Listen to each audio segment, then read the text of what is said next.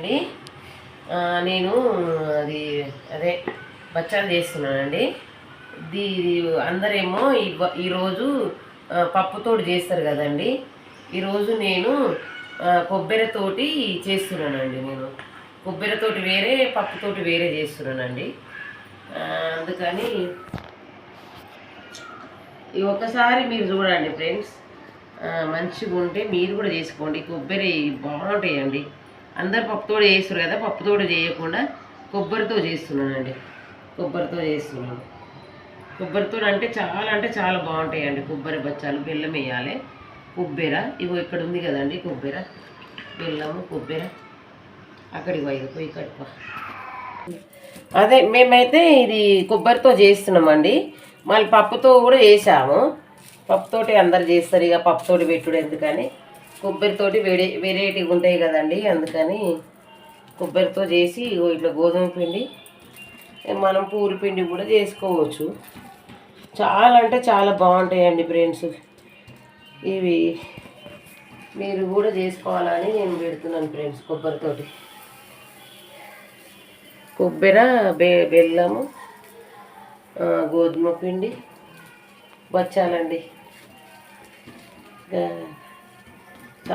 చాలా బాగుంటాయండి.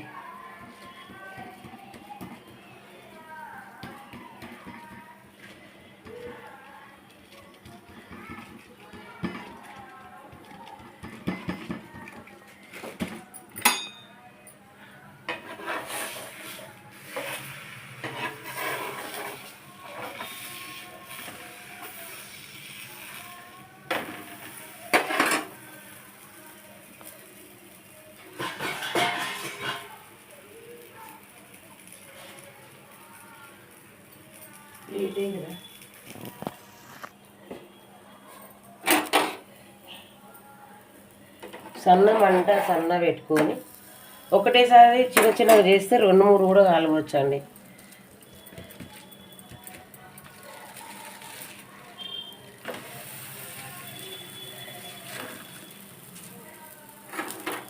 సన్నగా మంట పెట్టుకొని